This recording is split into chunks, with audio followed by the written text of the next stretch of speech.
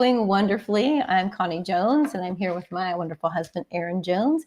And we're just excited to get to share some encouragement to you and point your heart and your affection and your expectation back to the Lord Jesus, who wants to do miracles for you today. In fact, today we're going to talk about receiving your miracles, receiving the promises of God for your life right now, wherever you are, whatever you're facing. God not only has a solution, he has multiple solutions to bring his victory into your life. And if anybody wants breakthrough for you, it is him. If anybody believes in his ability to bring breakthrough and healing and miracles to you and your family and the circumstances, it is the Lord, and he is ready to just do miracles for you. And so we're going to talk about that today. Yeah, and I think it's important, regardless of what level we're living at, to start experiencing the supernatural breakthrough that God has planned for us. I mean, if you have a runny nose, speak to it. A sore tooth, speak to it. Just begin to receive supernatural miracles in the smallest things and make it normal for you. Because Connie has taught this a ton. She even has a course on it, I believe, called Reigning in Life. But we are the ones that have authority. God is wanting to work through us with his power, but he needs us to come into agreement. And the enemy needs your authority to work also. So he's trying to get us to agree with lies. And one of the lies he's trying to get us to agree with is that God isn't doing anything. It's just not true. God's doing a lot all the time. So we want to look into Matthew 14, and this is right after Jesus got done feeding the 5,000. And it says, immediately in verse 22, Jesus made his disciples get into the boat.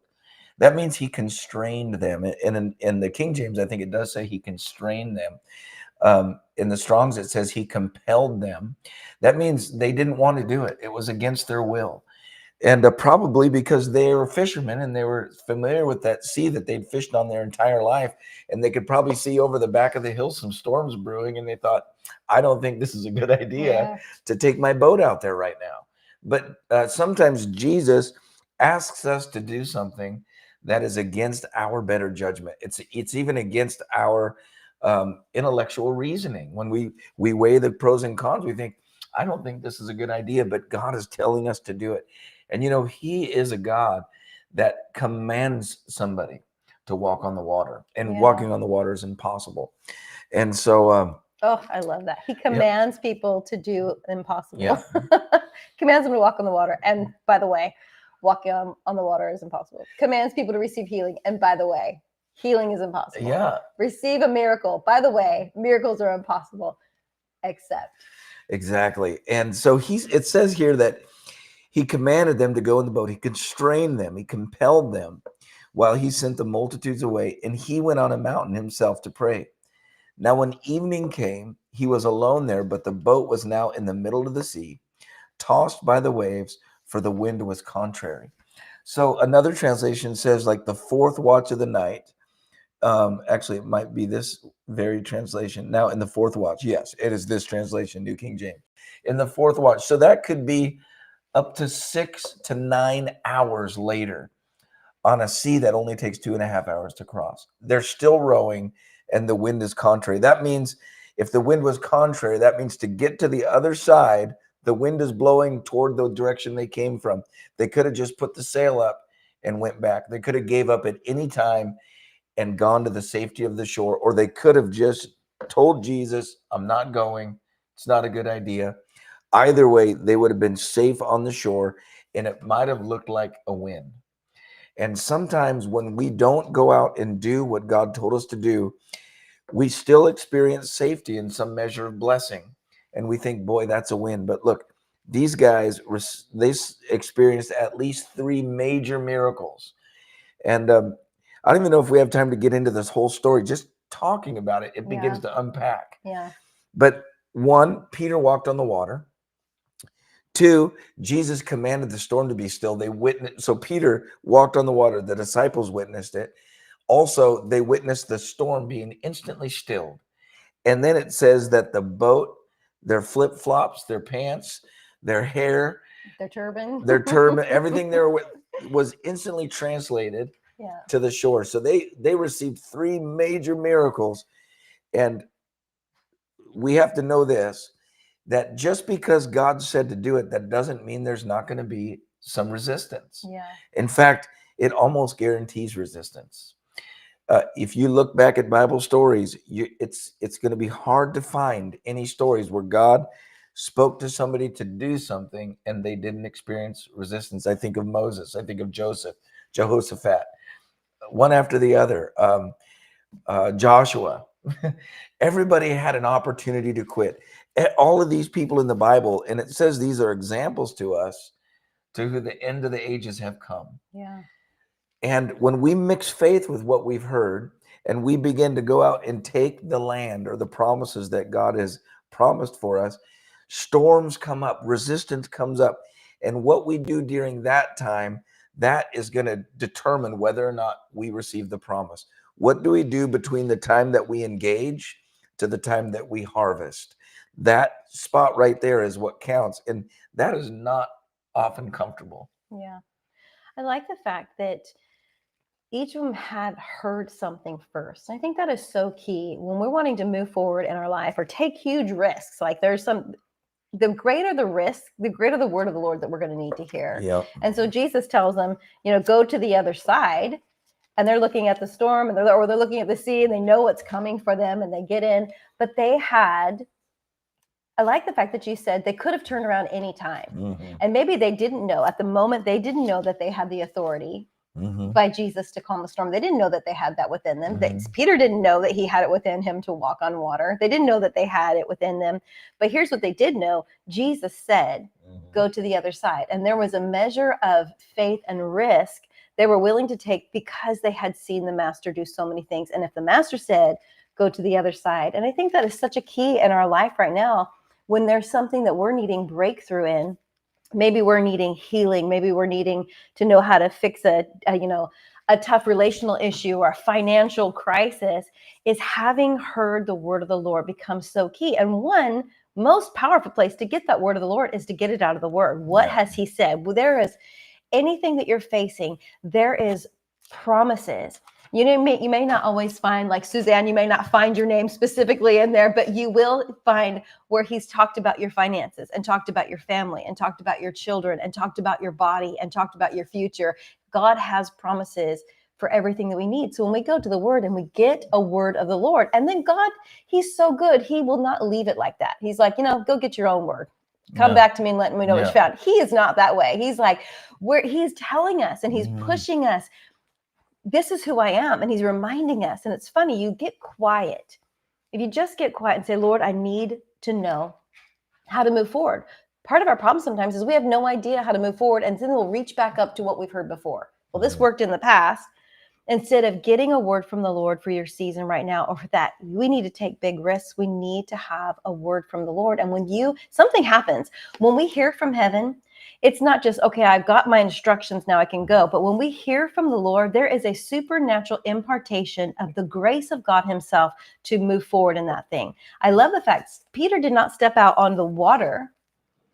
And he didn't just step out on the water. He stepped out on the word of the Lord. You can't walk on water.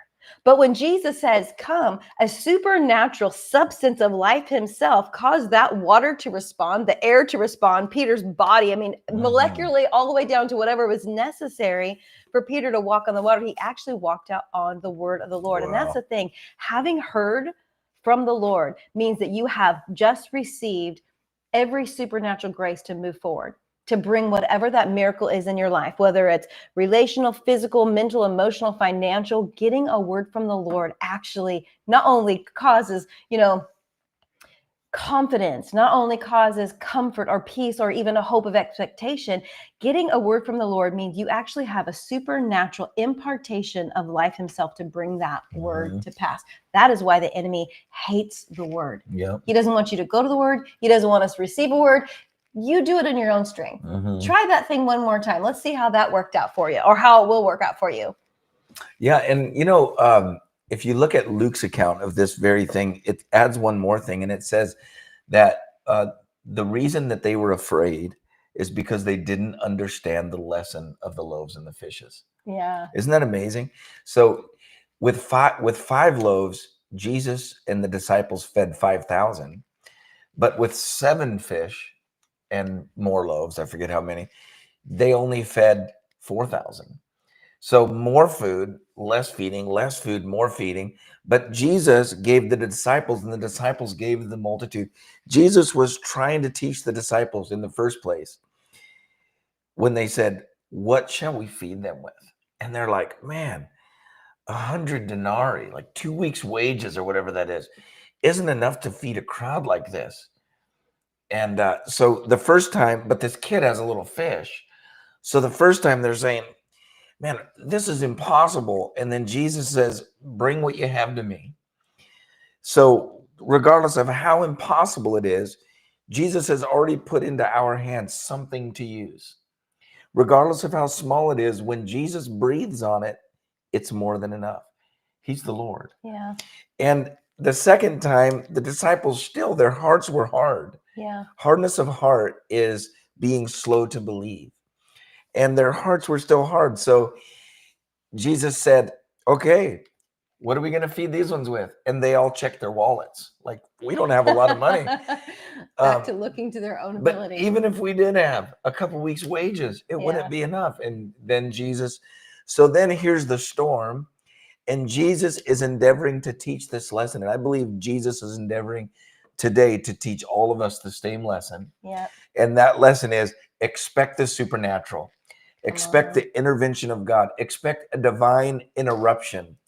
Because in Romans, it says that we have access by faith into this grace wherein we stand and rejoice in the hope. That's the confident expectation. We rejoice in the hope of the glory of God. Yeah. So we have access by faith into this grace, the grace of God. And we are to rejoice even in the midst of trial. Count it all joy when you fall into various trials of your faith, knowing that the trying of your faith produces patience. But let patience have its perfect work, that you might be complete in all things, lacking nothing. That means you received your miracle. Yeah. Because you're complete in all things, lacking nothing. So we're rejoicing in the hope of divine intervention. Our mindset is being shifted by right belief systems. Our mindset is being shifted to now we're expecting something miraculous. We're expecting something great. We're tuning into headquarters. What is your word on this? How do I move forward? He might say something to you that doesn't seem like that's going to work. He might say, "You know what? I need you.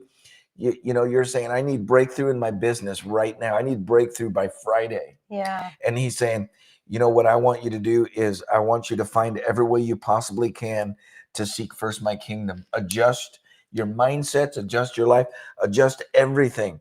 And you start doing that and you're like, "Man, I don't this part about tithing and giving." And he's like, "Yep, I want you to give an offering. I want you to bring that to me." And you're just, that doesn't make sense. I need $10,000 and you want me to give away 1,000, and you're sensing his life is on it. Yeah. And he's asking you to step out into the boat. He's asking you to shove off in the evening when you can see the storms coming. You know that it's getting tight. You know that it's against your better judgment, but you can sense that this is what God is saying. I heard a story of a lady that she was diagnosed with cancer, and the cancer had metastasized in her body. And it was breast cancer, but it had metastasized, and the doctors actually told her she wouldn't survive. And her friends told her, "You need to get online and you need to research and you need to find everything out about this cancer that you can." And she felt like the Lord was saying, "You need to get in my word and find out everything about healing Come that on. you can." Yeah. And so she Yes. decided not to. She Come said, on. "No, I'm not going to find out everything I can about this cancer." And you know what? This lady, she still had a surgery to have a tumor removed, but the metastasized cancer she was supernaturally healed from. And she actually, 10 years later now, is still alive. I just heard that story. And sometimes the counsel of good people that love God is to tell you that what you're doing is foolish. But if you have a word from the Lord, you got to let that word from the Lord carry you all the way Yeah. through until you're through the storm, until he's in the boat with you, until you're translated to the shore of blessing. Translated to the shore of blessing. I love that. I love the fact that in the testimony that you just gave is that even just not, I mean, even if your doctor didn't tell you, one of our first inclinations is you get a diagnosis, or is to look at all the natural things. How about, okay, I change my diet. How about somebody you're having issues in your, in your body or in your lungs or in your heart. And so obviously I need to eat better. I need to exercise. These are natural things. And yet the fact that we even know that I need to eat better and exercise, or that maybe I should eat this, is because of the wisdom of the Lord. And we fall so short because we're looking at all of the natural things rather than getting a word from the Lord, that we are actually not meant to live a realistic, well thought out life. We're actually meant to live a supernatural life where we're receiving daily from who he is and what he can do. Now, I don't believe that God actually just wants us to live miracle to miracle to miracle. I don't think, chaos to miracle, chaos to miracle. Instead, it's this ever increasing day by day existence where I'm learning to pull from the resources of life himself, of who he is. And then I like how you said in the very beginning, if you have a runny nose, if you have a sniffle, attack that thing, because any measure at all of us hearing from heaven and applying the promises of God, it builds in us a platform for greater miracles. And I love the fact that God always meets us exactly where we are. He doesn't actually he never tells us to do something that we literally cannot do. He tells us to do something that he can do. Yeah. He always So tells good, us to Connie. do I something love that. he is able to do. He just needs our participation and our actually, okay. Because, this woman who just received a miraculous healing in her body, she did not do that. Her doctors didn't do that. Her diet didn't do that. He did that, but she actually had to partner with what he was saying.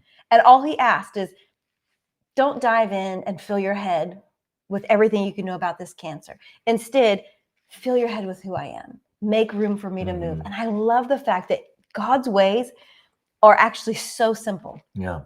So very, very simple. Religion complicates it. Our shame complicates it. Our past failures complicate it. And we build things up that I have to be more and do more. No, you actually just have to allow him to be more, allow him to do more. And I love the fact that you mentioned just a moment ago that they didn't get it. Like they wrestled and struggled with the whole walking on water, getting to the other side, calming the storm, and being fearful in the middle of that because they had forgotten. And I just have this picture in my mind. They had forgotten and didn't really even grasp what Jesus did. And so I can see this conversation, Jesus going, listen, guys, you were there when I multiplied the food. And I could just hear him saying, what does that have to do with the wind? And I could just say everything. Absolutely everything. What does getting healing for this, chronic liver disease have to do with, I can't even think of anything at all. I'm just drawing a blank. We all got everything, it, literally everything, because, I love this. The way we hear this a lot, the way you do anything is the way you do everything, because the way I do this, the way I handle my car, or the way I handle my house, it's who I am. But when we turn to the Lord, the way he does anything is the way he does everything. The way we access who he is, the way we do anything is the way we do everything. And what I mean by that is when I need breakthrough and miracles in my life, I go to the constant one. And he's saying, it was never about how much food or how lack of food. It was always about, will you let me show off who I am?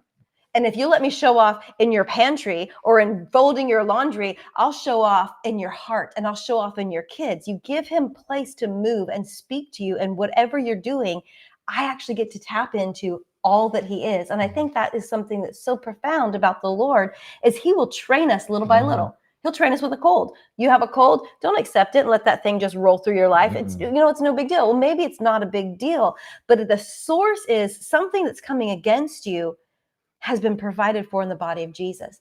And so if I decide, I don't actually have to have this headache, and I'm going to find out what God is saying. God, what have you done? What have you provided for me in healing for this headache? 10 years down the road, I'll decide, no, I actually don't have to die. I don't actually have to accept this stage 4 cancer. Well, how is it that you know that? Well, like 10 years ago, I had a runny nose. What does a runny nose have to do with stage 4 breast cancer? Everything. Yeah. absolutely everything. Yeah. Because the way God does anything is the way he does everything. And he is coming through for miracles. And the funny thing is, it takes just as much faith.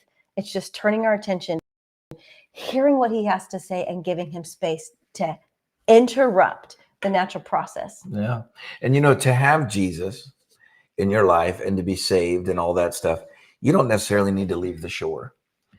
But if you want to experience Jesus and if you want to follow Jesus, he's headed upstream. Yeah. And this I natural like world that. has a flow into doubt, unbelief, and natural things. Whatever we can scrape out with our own strength and whatever degree of intellect we can have, whatever we can pull out of the world with our own power. But God is wanting us to connect with him. He wants to be our source of wisdom. He wants to be our source of life. He said in John 10:10, the thief comes to steal, kill, and destroy, but I've come that you might have life and that more abundantly. And the Amplified says life to the full until it overflows. And you might be in a storm even now, or you might soon be in one. And I think there's at least 3 different kinds of storms. I think there's one storm of your own making. You're in a storm because you keep doing dumb stuff. I've been in those storms. And the answer to that is stop doing dumb stuff and believe God. Whatever it is you're doing, just stop and start believing God. And then there's It's storms. the 2-step program. Yeah. Admit it and quit it. Yeah, admit it and quit it, and then connect with the Lord for miracles. Because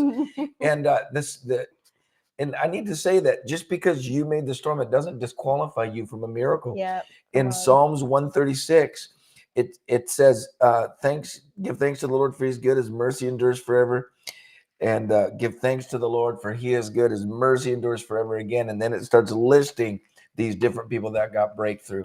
And if you'll read that Psalms 136, you'll see some people it was their fault, some people it was someone else's fault, some people it was nobody's fault, it just happened. Yeah. And so one storm is a storm of your own making. Another storm might be Jesus told you to do something and you did it. You stepped out, you got out of the boat, and now you're in a storm. You have the same answer.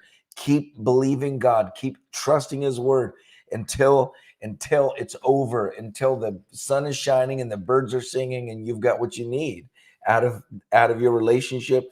Because did you know that everything God said is a binding contract? He will not go back on his word. Yeah. You can absolutely depend on his promise, no exceptions.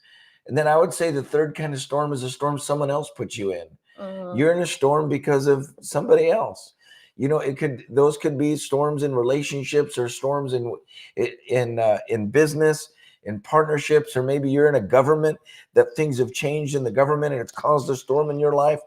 Whatever that storm is, the answer is still the same. It's the same thing. What is God said?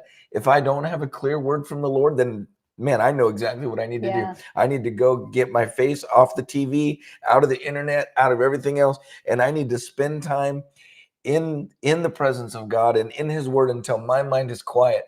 And if you're in a chaotic situation, that could take you a while to get in there until your mind is quiet. But it will. Your spirit will, when you begin to feed your spirit will get strong. And once your spirit is strong, your spirit will exercise authority over your mind.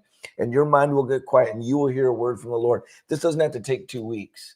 I'm thinking more like 20 minutes to 4 hours. But getting in the presence of God and just shutting out the world, and God is going to tell you what to do next. He might not tell you the whole thing, but he'll give you the next step. And if everything is great and that you're already in that place where the sun's shining and the birds are tweeting, then find out what's next. Because who wants to just live a natural life? Who wants to just live in just human life and just without, I don't want a bunch of problems. I'm not saying I want problems, but I don't want to live just a natural life. I didn't come into Christianity just to live a natural life and just live and die. I want to make a difference. Don't you? And I want to see other people receive from God. I want to see sick people healed. I want to see bound people free. I want to see the lost receive their Christ. I want to see them receive the Savior. And that's what I want to live for. I feel like the Lord has spoke to all of us in whatever kind of thing we're called to go into all the world and preach the gospel. And God wants to show his goodness through us receiving his goodness, The world needs to see us receiving promises and receiving breakthrough, and it's going to make them hungry. It'll make our family hungry, our kids, our relatives, when they see breakthrough on our lives. And I feel like one answer for me from the Lord has been, hey, Aaron, seek first my kingdom and let me affect you, and everybody will see it. I will deal with everyone else when they see how I change you. I'll win your kids. I'll win this. I'll win that. And so anyway. So good. There's so much grace coming on you right now that whatever you are finding that you need breakthrough in, the Lord is releasing just his grace and his faith to come up to surrender. Come up to surrender. And, there's something that's so profound about understanding that God's mercy, it's like on this renewal. Have you ever, anybody ever watched the old Twilight series? Like they just keep waking up in the same day and there's no forward progress past the day. And that's grace. You just keep waking up to grace. I just can't get past the grace. Every time I want to feel guilty. Twilight? I'm having trouble making the connection. And you probably didn't watch Twilight. Oh. Oh, you're thinking of a different Twilight. I'm not talking about those not dinosaurs, werewolves, vampires. Oh. No, I'm talking about the old, Alfred Hitchcock Twilight. Oh. Old. I probably shouldn't be something I'd tell you, but I can just remember seeing one episode when I was a little girl where they couldn't get out of the day. Every time they'd wake up to the same day. And that's what I so anyways, waking up every single day, I'm just going to keep waking up to his grace. I'm just going to keep waking up to his goodness. And in my mind, I might wake up to my mistakes. I might wake up to my regret because I'm turning my attention to my regret. And the Lord's like, no, my mercy is brand new today. And God doesn't actually, I think this is so important for some people to hear, because you can hear Aaron talking about these miracles and getting breakthrough and start disqualifying yourself because, oh, well, Aaron, I haven't been spending time in the Bible. And, oh, Aaron, unfortunately, I've been spending a lot of time on Netflix. And so I've been disqualified. I'm telling you, God does not make us make up for everything that we didn't do right. Instead, he says, you know what? I give you all the credit of who I am. Jesus rolls up in your life and says, what was it that you should have done? I did it. What should you have done? I've done it. Now come to me as you are right now and receive. Oh, yeah. It's one of my most favorite Bible verses, and Aaron's already mentioned it, is that who's going to reign in life? And that means who's going to triumph? Who's going to move forward and take dominion in life? It's these people. They're going to receive the abundance of grace.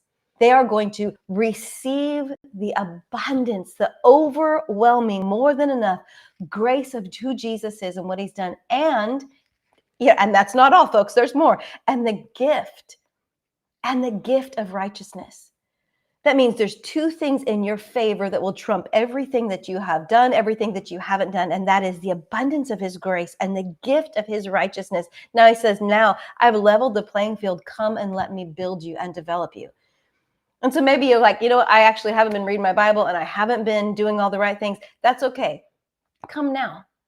Come now, and don't come with a bunch of an overwhelming sense of apology and shame. Don't bring the enemy to the table with you. You're going to meet with Jesus. Don't give the enemy access. He's not invited to this meeting. Instead, come on the basis that Jesus has purchased your right to be there. Mm-hmm. He purchased my right for provision today.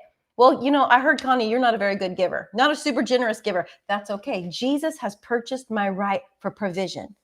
Well, I heard you haven't been taking care of your body. Let's see, how much sugar did you eat last night? That's okay. Jesus has purchased my right for abundant health and healing. I don't care how many donuts you ate yesterday. Healing belongs to you. Healing belongs to you. I don't care how many packs of cigarettes that you have smoked the entirety of your life. Healing was purchased in the body of Jesus.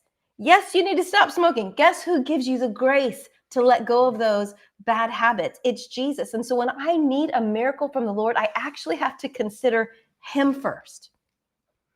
That is one of the hardest things that we suffer with, is we consider us first. I consider how well I've been behaving, how well I've been measuring up. That's a bad way, because how do we access the grace that we're standing in? We do it by faith. By faith in what? Not by faith in faith, by faith in who he is, what he has done, and the fact that he has given provision abundantly and above everything that we could ever ask or need. And then I get to say, Lord, okay, tell me again how this health thing works. Tell me again how you want to provide for my family. I've been spending an enormous amount of time feasting on the internet. It's not been working out. Thank you for grace. Thank you for mercy. Thank you for forgiveness. Moving forward, how do I receive health from you in life? That's why I love that Aaron said it can take 20 minutes to 4 hours. It doesn't have to take. If we actually were held accountable for all the things that we were doing wrong, I'm sorry, but there's not enough lifetimes that you're going to work that one No. off. You're not going to pray long enough and read the Bible long enough to make up for that. Instead, it's like this. His mercy, I just woke up to what? Mercy and grace and goodness. That means wherever you are right now, you just woke up to the abundant provision of Jesus, who will not change his mind about what he wants to do for you and through you. How do I access that?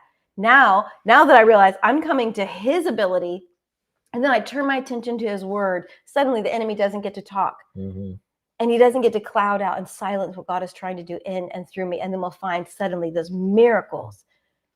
They're looking for you. You ever think about that? Think about the struggles that are happening in your life right now. The miracles for those things are actually looking for you because they've already been purchased. They're all, hanging up in the stores of all the miracles that belong to you, and they're waiting for access to you. And you're not going to earn them. Instead, we're going to receive the abundance of grace of Jesus and then partner with him. Get in the word of God and let God teach you and instruct you how to receive miracle right now, today, for this very thing. And just in closing, one of the mindsets of coming to the word that has been helpful for me is when I look into the word, I say, this is true about me. Yeah. I renew my mind with good news. Yeah. Let's find some good news. And good news is what gives me faith. Yeah. Faith comes by hearing, and hearing by the word. What word? Good news. Gospel just means good news.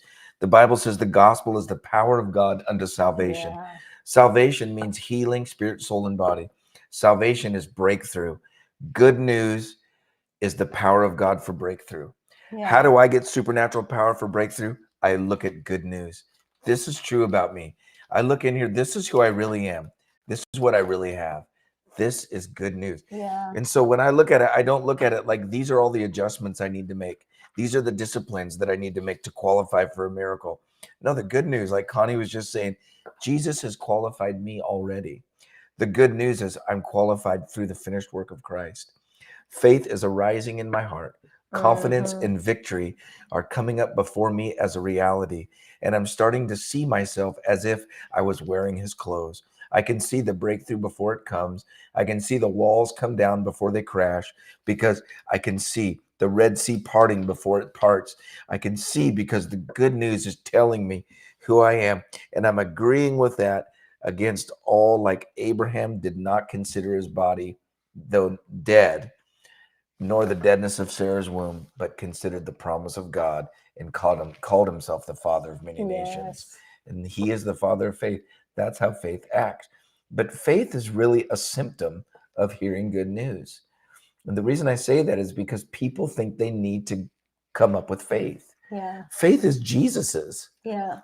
He lives inside of me. Yes. All faith lives in me. I experience faith when I listen to his good news and decide this is true about me. So good. It's the unfair grace of God. It's so unfair. His faith is just coming after you. And faith follows the word. It follows the word, and it's following you. When we read the word, when we receive his word, faith comes after us. It's so profound. And faith builds us. We're not trying to build faith. Faith builds us. Yeah. Oh, I like God that. Is so good. Say that again. What? We're not trying to build faith. Faith builds us. Yeah, that's good. It builds us. It comes after us. It builds a whole new structure on the inside of us. So if you're like, I'm struggling with faith, that's easy. Get a word from the Lord. Go dig a word out, and the faith will come after you. It chases you down. God makes it so easy for us. He's so good. Yeah. All right. We love you guys so much. Thank you for being on here with us. Remember, go find somebody and encourage somebody. Tell them who they are. Give them the ability to see themselves from heaven's perspective. And then be, as always, the biggest, most profound prophetic voice you've ever heard. And make sure you target yourself. Tell yourself who you are. Prophesy life over you. And we are grateful for you. Be blessed and have a wonderful, wonderful week.